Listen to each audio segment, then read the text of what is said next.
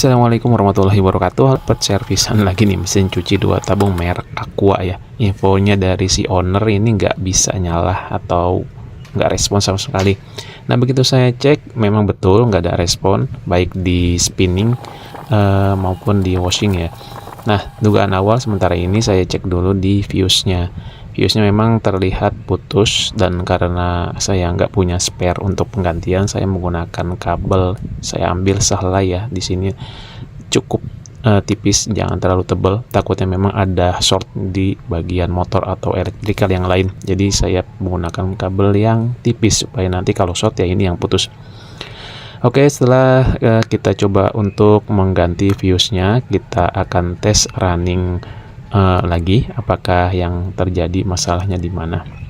Oke, setelah saya cek di sini memang ada trouble di motor washingnya ya.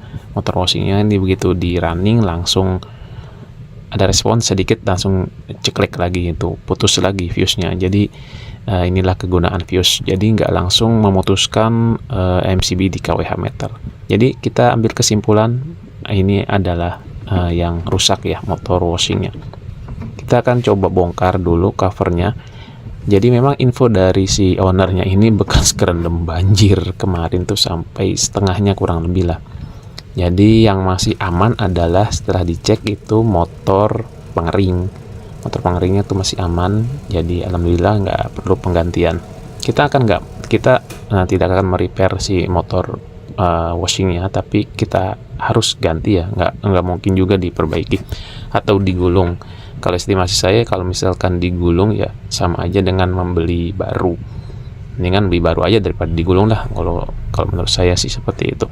Oke, setelah kita lihat wiringnya, di situ tertulis bahwasanya untuk kabel motor si penggiling atau washingnya itu warna hitam, kuning, dan kuning. Lalu kita akan lepas saja untuk kabelnya. Kita akan cek dengan menggunakan avometer ya, avometer digital atau avometer analog boleh.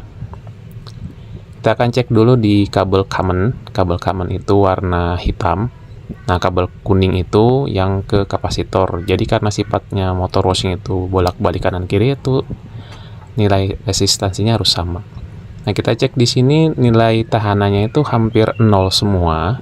Ya, saya masih posisi di X10 sih, bukan di X1. Jadi ini 0 semua, hampir 0 semua. Ada indikasi ini hampir short ya, meskipun tadi ada pergerakan. Oke, mungkin sudah kita pastikan ini nggak baik, jadi kita harus ganti, bukan di rewinding. Ya, jadi kalau misalnya mau di rewinding juga nggak masalah.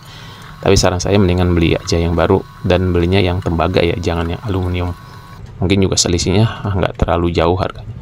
Oke, setelah kita pastikan, kita akan ganti ya. Kebetulan saya juga sudah mengantongi identitas dari merek si mesin cucinya, lalu saya beli di toko online aja.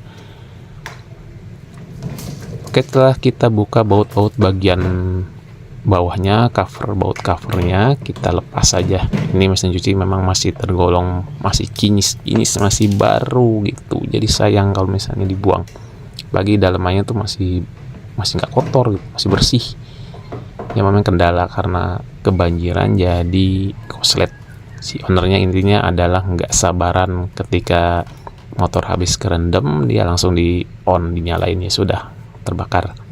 Jadi kalau misalnya teman-teman punya motor yang kerendam, ya ini usahakan supaya kering dulu baru dites running, atau kalau boleh ya di semprot angin terlebih dahulu. Oke, di sini teman-teman kita sudah ada motor pengganti. Memang dari segi dimensi berbeda ya ukurannya. Lalu kita coba untuk pastikan bahwa gulungannya itu memang short. Di sini kita posisikan di X1 saja supaya kelihatan tuh nilai tahanannya berapa. Di sini common di kabel hitam dan kuning memang ada perbedaan ya. Ini ada yang nggak normal di mesin cuci atau motor yang lama. Jadi tahanan itu kecil. Tahanan kecil tuh boleh dibilang itu hampir short. Jadi nggak bisa dipakai juga nanti kalau misalnya paksain running ya terbakar atau ampere naik.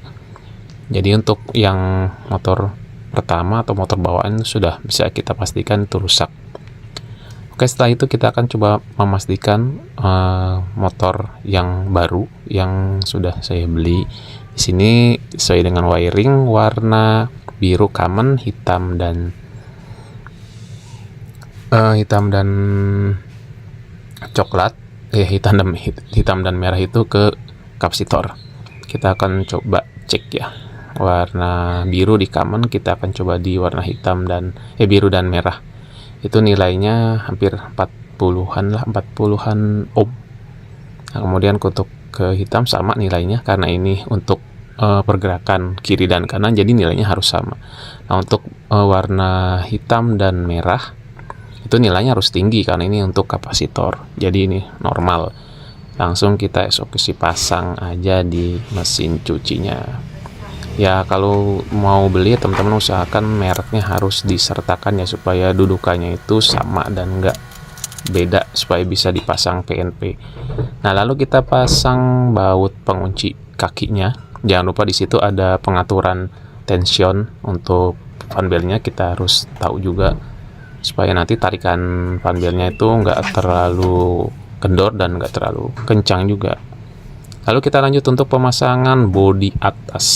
Di sini ada triknya ya, triknya dikit lah. Soalnya kita harus masukin si tabung pengeringnya nih ke as motor pengering.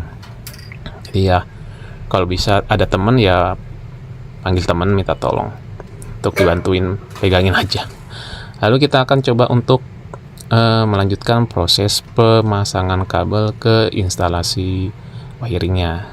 Kita lepas dulu sesuai dengan wiring tadi ya teman-teman. Kita lihat kabel warna biru itu untuk common, jadi kita sambung aja ke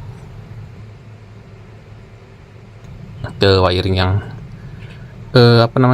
yang ada di bodi ya. Di sini kita sambung warna merah dulu ke kapasitor. Jadi untuk lebih mudahnya sebenarnya sebelum dipasang kita tandai dulu supaya hafal, nggak bolak-balik. Ya sebenarnya sih untuk kabel kapasitor ini terbolak-balik juga nggak masalah. Guys, setelah kita pasang kabel warna merah dan hitam pada jalur kapasitor, lalu kabel warna biru ini untuk common ya, commonnya langsung ke wiring jalur listrik untuk steker. Nah, teman-teman yang udah familiar sama wiring sih pasti paham. Oke, lanjut kita akan melakukan pengetesan di sini. Sebelum kita pasang fan bel, kita tes dulu apakah running.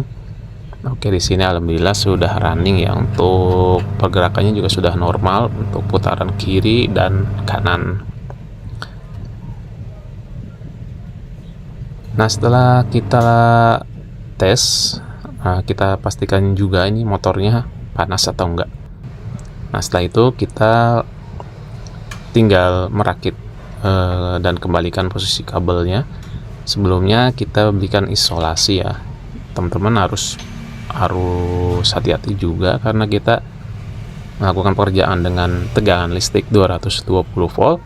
Kalau ada kabel terbuka atau kabel yang belum terisolasi itu colokannya usahakan harus dilepas dulu, supaya nanti meskipun switch dari mesin cucinya ini kita matikan, dia tetap harus ada yang masih mengalir. Itu yang bahaya. Nah, lalu kita coba untuk mengunci baut-baut dari as spinning ya, karena as dari tabung pengering itu harus kita kencangkan juga dengan kunci 12 dan kunci 8 ya. Kalau misalnya nggak ada kunci ya kita harus pakai kunci sok nih, soalnya memang posisinya agak di tengah jadi susah. Oke, lanjut lagi kita akan tes running di spinningnya. Setelah kita baut kita kencangkan, dan setelah kita coba untuk melakukan pengetesan, kita lanjut untuk perapihan kabel ya. Perapihan kabel kita harus isolasi sedemikian rapi supaya nanti si owner juga lihatnya enak. Dan kita beli isolasi ya, plastik atau kita kasih pelindung ya supaya nanti nggak terciprat sama air. Lalu tahap akhir kita pasang baut cover dan tutup belakang. Setelah itu kita lakukan pengetesan di lapangan. Itu saya coba dengan air saja dengan sabun supaya runningnya ini kelihatan ya, di spinningnya oke, di washingnya juga oke ya teman-teman. Mungkin itu saja informasi penggantian motor washing mesin cuci 2 tabung merek Aqua. Terima kasih sudah menonton, saya akhiri. Assalamualaikum warahmatullahi wabarakatuh.